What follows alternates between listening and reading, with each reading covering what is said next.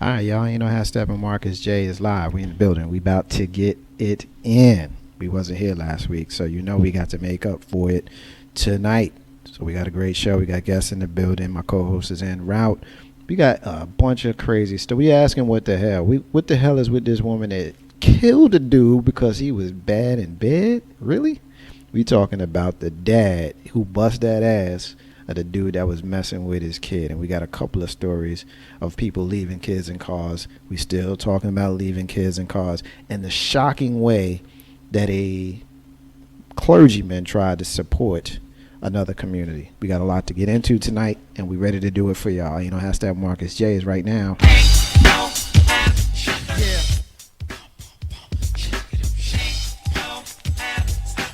about that time. It's about that time to get.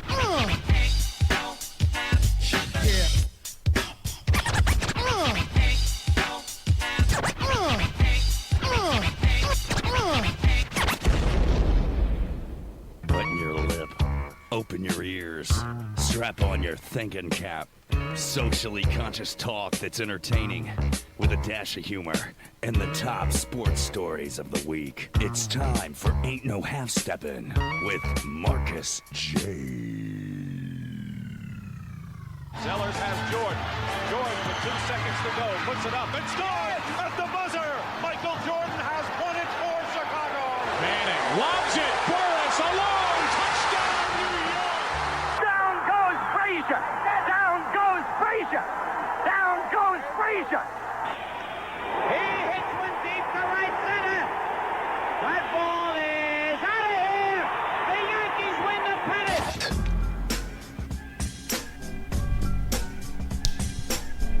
If they lying, then they must be half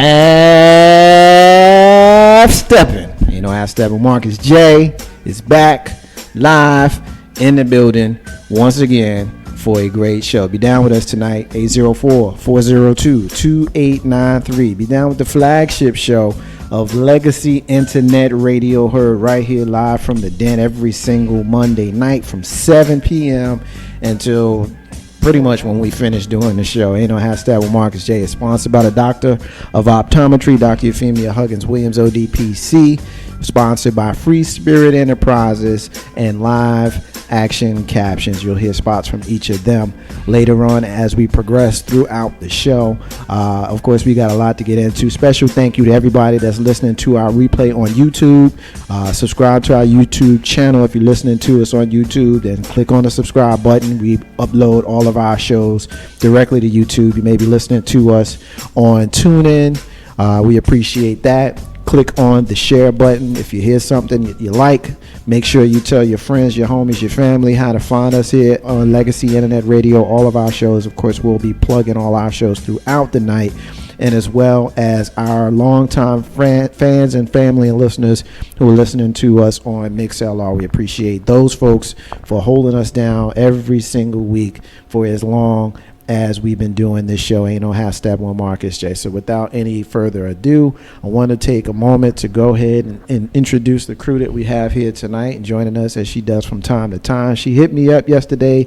I wasn't even expecting to hear from her, but she called me up and said, I want to be down with y'all tonight. And so here we are. We got my sister Blessed, Miss Brandy, in the building. What's up, girl? I'm all right. How are you? Fabulous. How you doing? I'm all right. I'm waking up. I got to warm up. You got to engage me, get my brain going. I get your brain going. Girl, please. Man, you got to perk up, man. I'm trying. I'm gonna work on it. Well, when you hear the music tonight, because I know what you like a lot of the same kind of music, so I just teased what tonight's musical theme will be tonight. So if you know what my favorite genre of music is, then you have a pretty good idea. So hopefully when you start hearing some of that stuff, you'll wake that ass up. Is that all right? Yeah, that'll work. All right. And then the other sleepy person that's in the room is my little big sister, who I always like to pick on, and she gets on me for picking on her, but that's cool because I'm like never gonna stop. But anyway, I got my sister, the dating pool diva, with me, with us, with the listeners, and with the crew tonight. That's her with the long side. What's up, sis? I'm not even sleepy anymore. Now I'm angry, okay? You've gonna been do that, picking though. on me all week, Yeah, well, and you know. it's going to get ugly after the show. It's going to get ugly. She's gonna get That ugly. sound like a threat. It did sound like a threat. Yes. Well, I appreciate you guys being here. I appreciate the entire crew that we have here, Legacy Internet Radio. We all hold each other down. We are, a family bunch here. We pick on each other, but it's all in love. So I appreciate you guys being here, and I look forward to a great show. So y'all ready to get into it? Y'all ready to rock and roll? I hate the first story. The crazy thing is we ask what the hell. We ask what the hell, and sometimes we have a story that really makes you say, what the hell? And so sometimes before I even get into it, I like to show you. If I got a picture of people, I like to show y'all. So if you're on Facebook, hit my wall, you'll see it there. If you're not on Facebook, then Google the woman who shot a man over poor sex performance. She shot him. She shot this dude. It's getting this from thegrio.com, a Michigan woman. She admitted to police that she shot her male lover due to his poor performance in bed. She has been granted bond, which is surprisingly. Sadie Bell, 58 years old, was having a 15-year affair with Edward Lee at the time of the January 2013 incident. So let me get this straight before I finish the story. You with this dude for 15 years and now you decide to pop a cap in his ass because he ain't doing what you need him to do? Anyway, quote, the underlying facts in this are a little bizarre, Chief Assistant Prosecutor Paul Walton told the newspaper. You think? She reportedly told police, quote, she knew he was having an affair because he wasn't producing enough ejaculate. Oh, So it's really about the cheating. I think it might be, yeah. 'Cause the Or more her perception. Yeah. Well, following the shooting, Bell was convicted of assault with intent to do great bodily harm, was sentenced 20 months to 10 years for assault, in addition to 2 years for the gun charge. She was recently given a set bond of $10,000 by an Oakland County court after motion was filed pending appeal. 1991. She also allegedly shot her then husband, who refused to testify against her. She was never convicted. I don't know if it's about the adultery or maybe it's this chick's a little bit crazy. So I think it's a little bit of both. She might be a little crazy. It might be a little bit of both. David, what you got? Yeah, I mean, I think it's way bigger than just bad sex after 15 years. So, yeah, I think that, suspected cheating and the fact that she's a little nutty, 58 years old, maybe senile, I don't know, but that's strange. That's quite strange. It is a little bit strange, a little bit nutty. Bless, what you got? I thought maybe he had been hyping her up for a while, saying, I'm going to give you the good. And just when she got it, she was like, I know you did. Went to shoot him. It's crazy. What was the other thing I was see? I'm still waking up. I'm trying to get it together. That's a little. But yeah, he must have known. He had to have had some sort of sense that she was a little off her rocker, and that probably got him nervous. And she popped a cap in his ass, boy. That's not enough ejaculate. Is that true? I do think that is scientifically proven that the more sex that you have, the less ejaculate you have. Well, I don't know about that. You I definitely don't know about that. But what I will say is this: it may have some. I don't know how old the guy he is. It says how old she is. So my guess is they're in the same similar age group. I also know that the older you get, the more difficult it is to perform. So his lack of ejaculate may be tied to that. The article doesn't allude to if he actually was in fact having an affair. It just says that's what she thought. So did he die? I had read somewhere that he did. But this particular article does not say if he did or not. So I'll look in further, here on the internet and see if I can find if we actually lost him. But that's... Well, I'll tell you, her face didn't look too satisfied in that photo. I mean, she did look like she didn't get no good loving in a while. Well, did you see her? I'm not trying to be cold-blooded here, but, this is not, I went to another location, and it looks like an AP article, which means the AP basically sends out the same article to all the internet affiliates, and I'm actually looking at a different one, and he suffered wounds. Here it is. He did not die. He suffered wounds to his colon and pancreas, nearly died, and was hospitalized for 6 weeks. He remains in recovery. So, and this Poor article thing. also states, and I'm getting this one from Detroit.cbslocal.com, it does not allude to any charges being brought up against her in the 1991 shooting. So, Poor little Tink Tink. yeah, man, that's a little bit crazy. Ain't no You need some protection now. well, what kind? A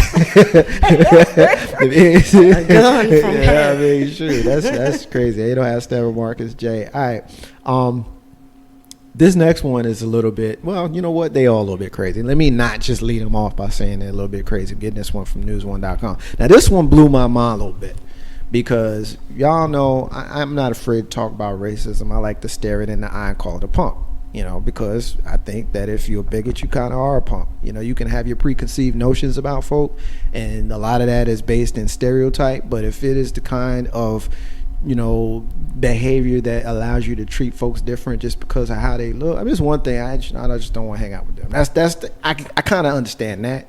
There's some of us I don't want to hang out with, you know. But if you are going to feel some kind of way about a group just because of what you think you know and not what you really know, you kind of a punk to me.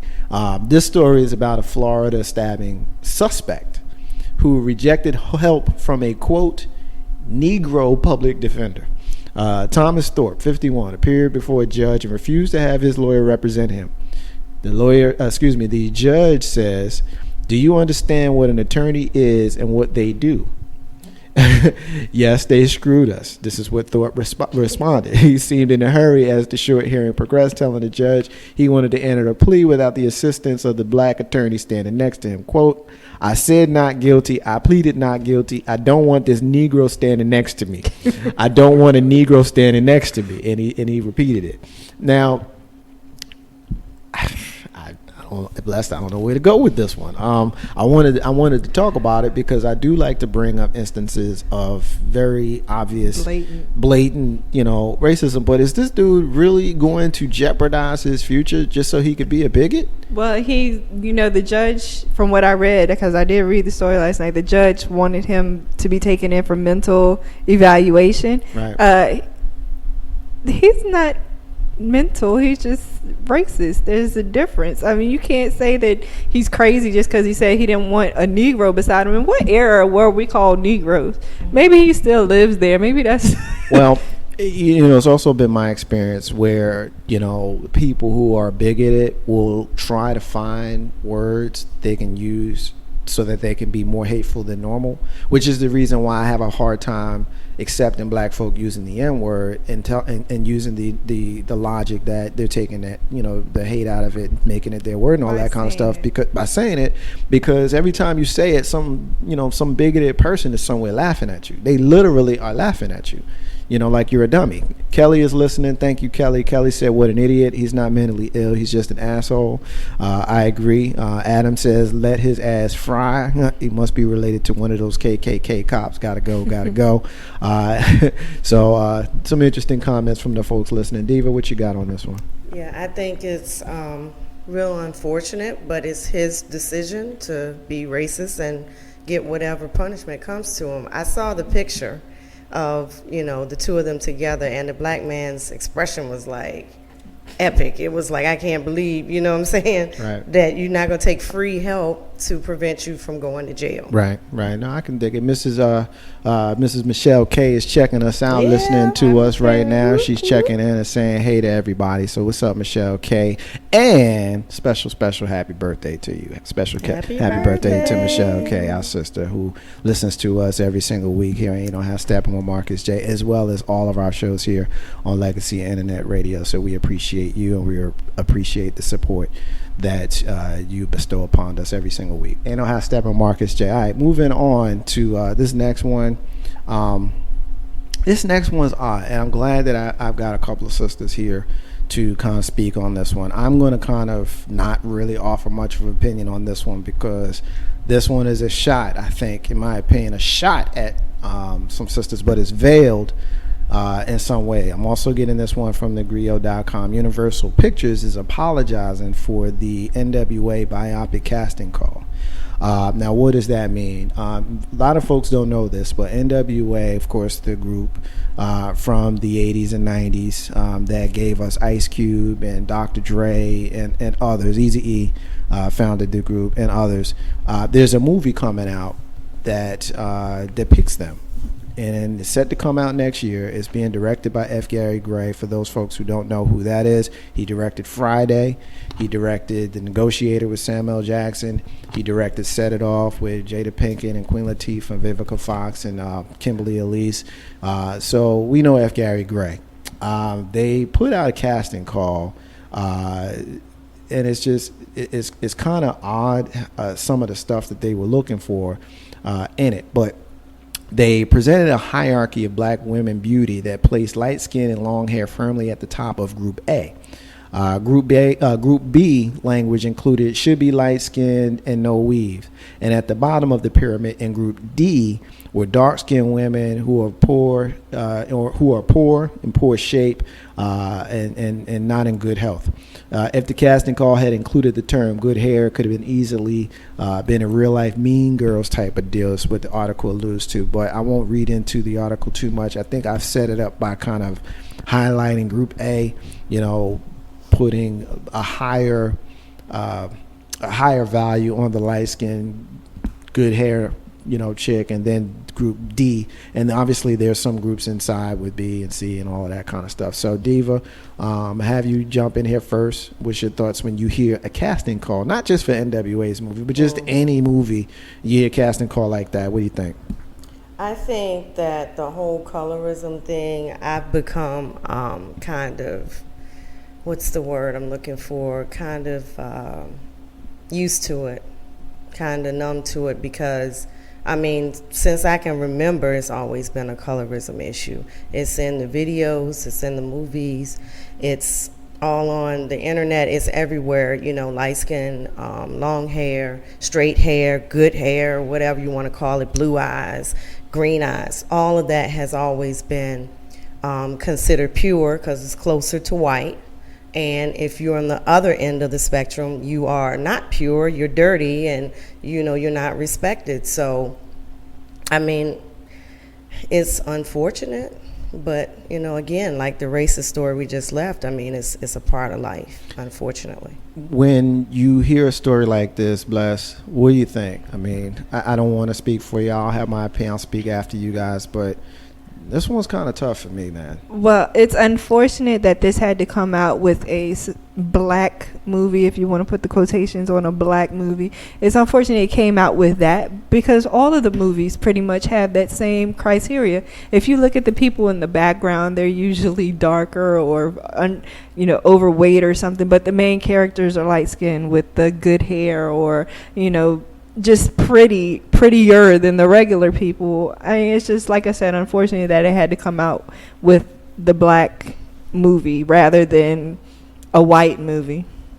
I think that it's unfortunate, but the fact of the matter is some sisters are going to show up at those casting calls with the hopes of being spotted, and they'll show up with no regards for some of the other sisters who unfortunately were grouped in, for lack of a better term, a lower class. I don't even know if I feel comfortable even saying a lower class, but essentially that's kind of what it is, a lower class, because there's been less of a value placed upon the darker skinned sister, and that kind of self-hatred, when we see it in the media and it's placed upon us by our enemies, that's one thing.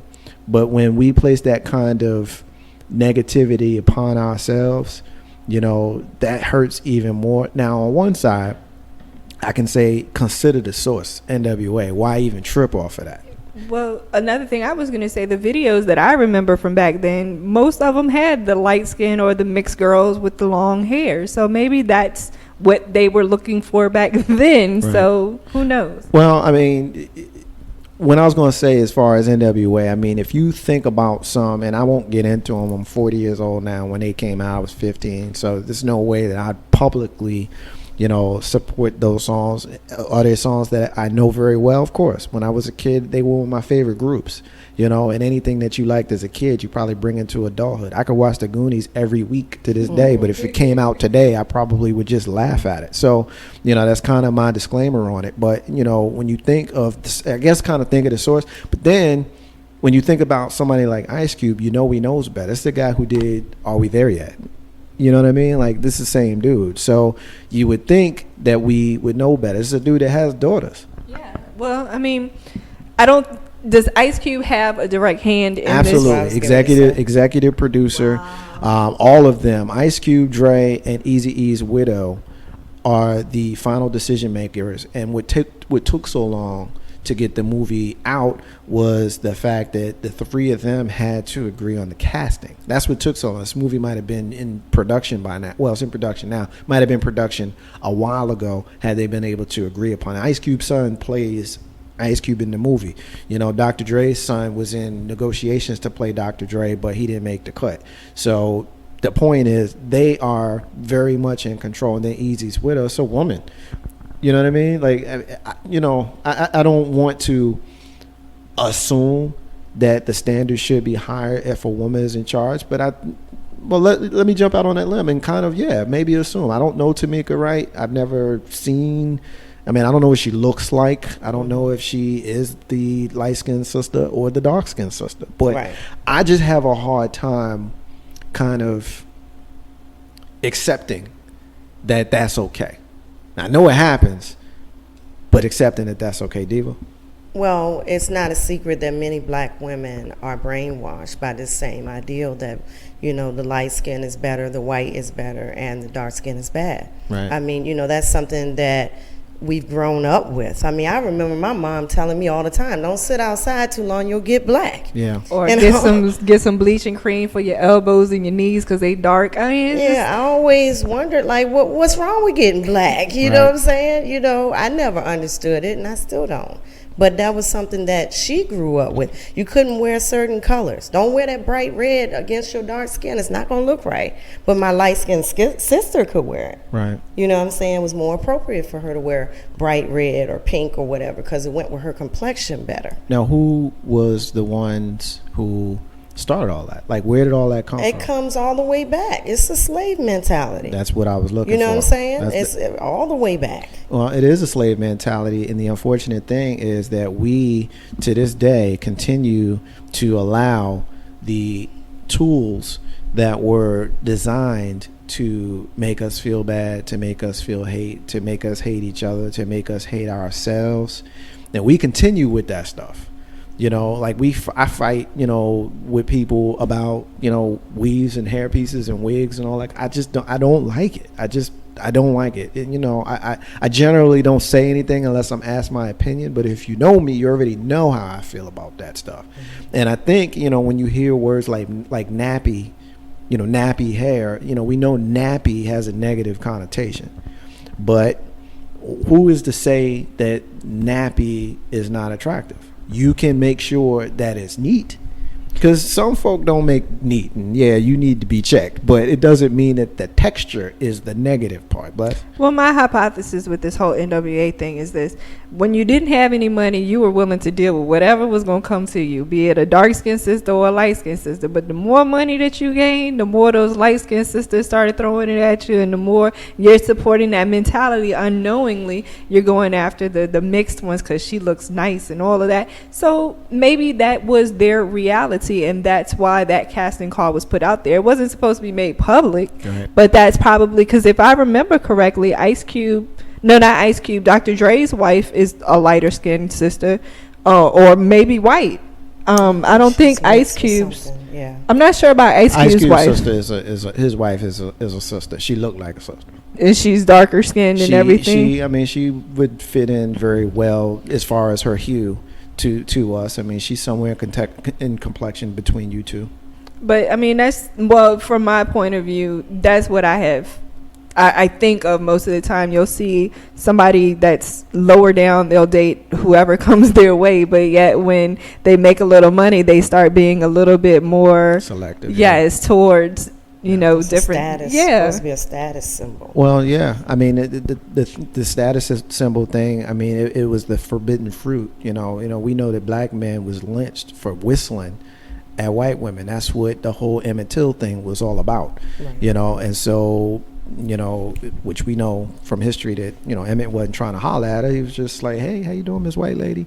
And that cost him his life. But I don't want to make this about brothers chasing white girls, because we know to a lesser degree that sisters do the same thing.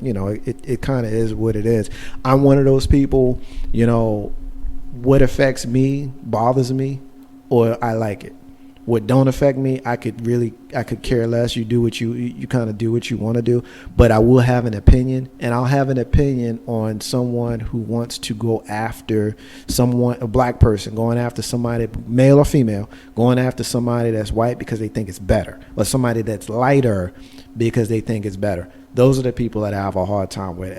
If you just happen to be attracted and fall in love with the person, then so be it, man. Knock yourself out. I don't care. Don't affect me. But if you trying to holler at, the white girl because you walking around thinking that sisters is angry, and you thinking that sisters got an attitude and the neck roll and all the other stereotypes, then you a fool. Because piss that white girl off and watch how quick that, her neck get to rolling. That's a woman thing. That ain't no white girl, black girl thing. Ain't no Steppin with Marcus J. Now, kind of similarly, but kind of the opposite, perspective, a very interesting recruiting tool I found that the South Carolina Ku Klux Klan has decided to employ. They are recruiting using candies and flyers that read at the top, "Save our land, join the Klan." Save our land, join the Klan. Residents of Seneca woke up last weekend to find bags containing candy and the flyer in their driveways. Robert Jones, the imperial caliph of the sect of loyal white knights, told Fox Carolina that Saturday was one of 30 yearly night rides, which Klan members distribute literature overnight. The Klan hotline was dialed by a reporter, and among other things, a male voice on the voice recording said the message ended with, "Always remember, if it ain't white, it ain't right, white power." Jones said they did not target any specific houses or neighborhoods. We can't tell who lives in the house, whether they're black, white, Mexican, gay. We can't tell that. And if you're to look at someone's house like that, that means you'd be pretty much a racist. This is what the Grand Wizard said. Well, he's not the Grand Wizard. He's the Imperial Caliph. Now let's just. I don't want to read no more of this bullshit. Did you put the Bixby voice on though? The Dave Chappelle Bixby voice. Did I? I didn't even try to do that. Did I do that? Right. But let me just before y'all comment, let me just show you the bullshit that they do. He said, quote, "And if you were to look at someone's house like that, that means you'd be pretty much a racist." This is the same dude who said, "If it ain't white, it ain't right, white power." Now, you know what? I'm not. I hear mixed messages like that all the time. Well, I'm gonna say, go ahead, Diva. That's crazy. It's like you lynching people, but we're not racist. We're just proud of our race. Yeah, what sense does that make if you're lynching people, you're killing people behind the KKK? My thing was the night rides. You're afraid of what you're putting out there. If somebody had seen you in the daytime doing that, it would have been a problem. Right. So that's probably why it was a night ride. The candy part, that's kind of throwing me, because are you trying to get children to see this? And to keep it in their minds when they get older. Oh, I got candy when I was younger, and if it ain't white, it ain't right. Let me go join. It's South Carolina. But you know what's crazy about that, though, right? I'm one of those people where, and we'll talk more about this in one of the stories that we have later on. I am someone who is very supportive. I am very pro-black. I'm very supportive of all things black. I am very happy to be black. I am very proud to be black. I carry my blackness like a badge of honor because I feel like it is a badge of honor. You go to the beach, you ain't gonna burn. You know why? Because you're walking around on a natural shield. You still need sunscreen, man. I got you. I got you. But what I'm saying is the pride that I have for being a black man in a country that only wanted me here because they wanted me to work for them, is strong. And when I see stuff like this, it makes me wonder why other black folk don't feel that kind of pride. Because when you see people that are that strong about not wanting you, you can say, if it ain't white, it ain't right, white power. If you just took out the first two lines and said white power, I wouldn't have a problem with it. Because you can be just as proud to be white as I am to be black. But where you lose me is when you add, if it ain't white, it ain't right, white power. That's where we have a problem. I think everybody should be proud to be who they are and to be what they are. And the reality is, we the only people I know in this country that don't have our own shit. We don't have our own shit, y'all. And then we go and we look at stuff like this, we want to get mad, but then we don't want to do nothing about it. We the only ones that can't trace our history. We the only ones that go as far back as Big Mama and maybe Big Mama's grandma, and that's about it. We the only ones who, don't have our own businesses on a grand scale. You can go to pretty much any metropolitan city in this country. You go to Chinatown, you go to Little Italy, and you can go to all that stuff. Where's Little Harlem? Where's Little Jackson Ward? Well, there are African communities, but African American is... we can identify with the motherland all we want, but the reality is, it's different. It is different. It's different. They identify us as different. They all do. So when I see a story like this, Bless, I cut you off. You jump in here on your opinion here. What's your thoughts on the candy? Well, like I said again, it might be trying to entice the youth, the younger generations to see this and have it ingrained in their brain. Of course, the African American, the Spanish, the whoever different religion, the different races other than white are probably going to have a big problem with it. But that little white kid that picked up this bag and took it into their room and didn't even show their parents are going to have that in their room and probably keep it until they get older and somebody pisses them off. And it just so happens to be somebody of another race. And they're going to remember, I had that card from that night ride that they did however many years ago. Let me call them up and see what's going on. Yeah. There's a lot of code words in this article. There's a lot of code words. If it ain't right, it ain't white. That's a code word. The night ride, it's another code word. And then when you hear stuff like that, they like to try to make it out for you to be crazy. Right. When you respond, as such. And I just think that we need to organize. Ain't nobody inciting violence. Ain't nobody saying we need to bear arms and go and shoot these people. It's not even about that. Obviously we should protect our own, but David, it just sometimes upsets me because, after the 60s generation, when you saw what happened to the Kennedy brothers and you saw what happened to Medgar Evers and you saw what happened to Martin Luther King and Malcolm X, that next generation of quote unquote leaders, they all saw what happened to them cats in the 60s and they all kind of punked out. Right. And it just kind of... we don't have any leaders anymore. That's null and void today. No, we got leaders. We got people who we could, that will really go to bat for this kind of stuff. Well, the truth of the matter is, anytime you are not talking about economic empowerment, then you're not a leader. Right. That's why somebody like Farrakhan is so important, because that's all they talk about is economic empowerment. And the truth of the matter is, they try to silence them. Anytime you got somebody who is speaking to empower you in a realistic way, they want to take them out. And they'll find very interesting ways to do it. I could sit here and talk about, let's go and jack up our Nikes and go march. I could do that shit all day long. I could talk about, and I've done it. Matter of fact, not only can I talk about it, I've actually done it. I've actually marched. I've actually done that.